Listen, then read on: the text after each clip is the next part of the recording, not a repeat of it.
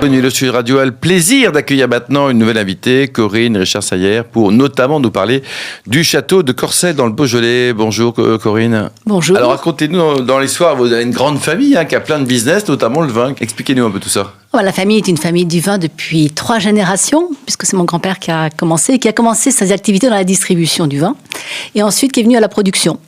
Et en fin de compte, la production, c'est 3 régions viticoles, 3 régions, 9 domaines viticoles, dont le Beaujolais, qui représente à peu près 30% de la production. Alors le Beaujolais, il était créé quand ce joli domaine de Corcelles? D'abord, il est où? Parce qu'il est au paradis du Beaujolais, non? Alors le Beaujolais, ça se situe au nord de Lyon, dans les monts du Beaujolais, au sud de Mâcon. Et le château de Corcelles est une propriété qui fait 80 hectares à peu près sur plusieurs appellations. Beaujolais, rouge et blanc, Beaujolais village, Brouilly, Morgon et Fleury. Donc c'est quand même avec un seul cépage, le Gamay. Oui.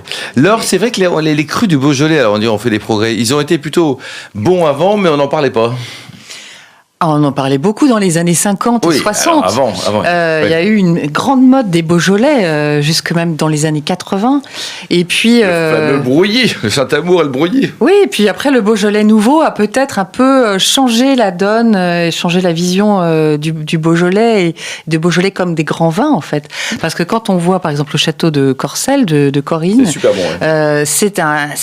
C'est un château de la noblesse, hein. C'est un château historique, très ancien. Donc on voit que c'était des demeures qui rapportaient aussi de l'argent. Qui habite au château aujourd'hui ? On n'habite pas au château aujourd'hui, mais ce que je voulais rebondir sur ce que Laure disait, c'est-à-dire que dans le Beaujolais, c'était des places fortes très souvent. Là, le château de Corcelles, c'est un château du Moyen-Âge, un château médiéval qui assurait une place forte pour le royaume de France et le royaume de Bourgogne, quoi. Donc c'était vraiment des bastions, et le vin est arrivé par la suite. Corinne, est-ce que le Beaujolais, ça fonctionne toujours aujourd'hui en 2026 ? Oui. Ou moins, je sais pas. Oui, parce que le Gamay est produit sur plusieurs sols, plusieurs terroirs, et du coup, le Beaujolais et le Beaujolais village représentent qu'une petite partie de l'ensemble de la production. Et le Beaujolais nouveau, je voulais dire. Hein. Ah, le Beaujolais nouveau. Oui, est-ce que ça se vend toujours ? Le Beaujolais nouveau, c'est toujours un événement, parce que c'est une des premières appellations qui présente le nouveau millésime qui vient d'être produit. Donc les vendanges, comme vous savez, sont à tout jamais les premiers, comme on dit à Marseille. Mais vous en produisez beaucoup du Beaujolais nouveau, ou Oui. À l'époque des années 80, qui était la grande période des primeurs, le château de Corcelles produisait 2/3 de sa production en Beaujolais nouveau. Et aujourd'hui, ça représente que 50%. Mais c'est quand même énorme. Beaujolais et Beaujolais village, et c'est quand même une grosse production. Et ça, mais est-ce que ça part surtout à l'exportation, ou c'est pour le marché en France, pour nous, ce qui nous concerne, puisqu'on a aussi un réseau de distribution auprès des hôtels, des cafés, des restaurants, et aussi des cavistes. Donc c'est toujours un événement qui est relayé par les prescripteurs. Alors il faut quand même souligner aussi que pour votre château, Corinne, mais en général dans le Beaujolais, on a quand même un super rapport qualité-prix, quoi. On a quelques grandes cuvées qui coûtent très cher, mais sinon on se régale pour pas trop cher, alors. Hein. C'est vrai que c'est une région qui produit des vins de très très haut de gamme, avec des prix très accessibles.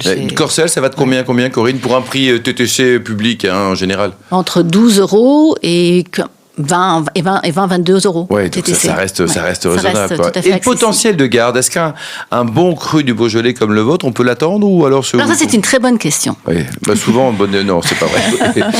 Les primeurs, ou les Beaujolais village, on pense toujours qu'il faut les boire dans l'année où ils sont produits. Mais ils se gardent très bien. Comme les crus du Beaujolais, comme les Brouilly, les Morgon, les Fleury, qui se gardent aussi très bien.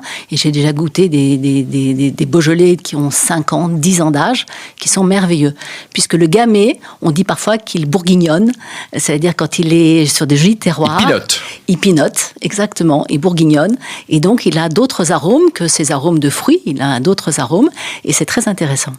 Allez, on change de région. Donc, vous avez combien de domaines au total dans la famille ? 9. Allez, on va du côté de la vallée du Rhône. Tiens, vous avez quelque chose là-bas à nous composer ? Dans la vallée du Rhône, 3 domaines, dont un à Châteauneuf-du-Pape.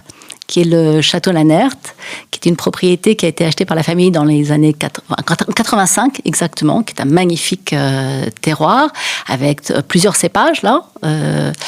En rouge, c'est le Grenache, la Syrah et le Mourvèdre, et le cépage emblématique de Châteauneuf-du-Pape, c'est Grenache et Mourvèdre, en rouge, et en blanc, Grenache blanc, Roussanne et Clairette. Alors, ce qui est assez amusant, je ne sais pas ce que vous en pensez, Laure, mais la production en blanc, Châteauneuf-du-Pape, on doit être au moins de 10%, autour de 5%, et pourtant c'est super bon, quoi. Ah oui, il y a maintenant des clairettes. Délicieux, délicieux. Oui. Vous en produisez combien en pourcentage oui, de blanc? on a à peu près 20%. Ah, enfin, Oui. largement au-dessus de la moyenne. Voilà, exactement. On est bien au-dessus de la moyenne. Et ce sont des blancs qui se gardent extrêmement bien. Il y a du gras, c'est du potentiel de, de garde. Quoi. Ouais. Là, on peut les attendre 5 ans, 10 ans, voire plus. Pourquoi pas, quoi. L'autre jour, j'ai ouvert une bouteille de 2016 qui était délicieuse, donc 10 ans au moins. Oui, mais c'est sans problème. Et alors, donc, vous en vendez beaucoup de Châteauneuf-du-Pape, c'est-à-dire que ça se vend bien. L'appellation est porteuse, non, en ce moment? Oui. On vend 60% de notre production à l'export. Ah oui, c'est beaucoup. Hein.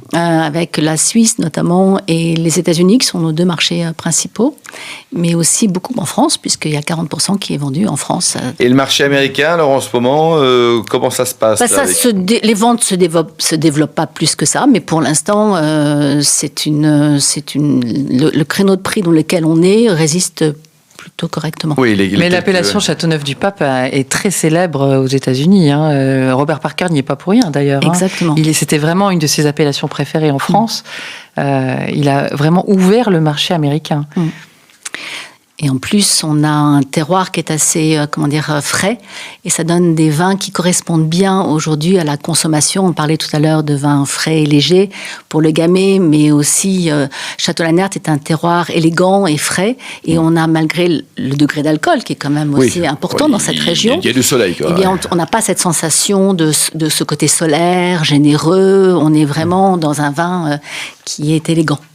Et vous avez d'autres projets d'achat de vignobles, ou alors vous restez pour l'instant avec les jolis vignobles qui vous occupent? Non. Il faut déjà les vendre, les bouteilles. Voilà, ça fait 2 millions de bouteilles à vendre, donc ça fait déjà Bordeaux aussi. Mais là, par rapport au projet, on est en train de refaire notre chai de vinification à Lannert ou au Château Lannert, puisque, en fin de compte, aujourd'hui, ce qu'on aime bien faire, et ce qui change de la façon dont on vinifiait le vin avant, on aime bien vinifier chaque cépage séparément sur chaque terroir. D'accord. Alors qu'avant, par exemple dans le rouge, on disait qu'il fallait vinifier le Grenache, la Syrah et le Mourvèdre ensemble pour avoir des interactions plus complexes.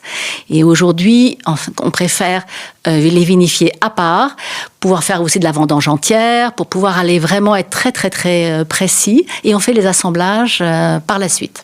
Et aujourd'hui, donc en Europe, les ventes se portent bien? C'est-à-dire qu'il y a des pays phares en Europe qui commencent à déguster au sens propre de plus en plus? Ou alors c'est stable avec les Allemands, les Anglais, la Belgique, on reste sur les pays classiques? D'une façon générale ou à Châteauneuf? Oui, en général, quoi.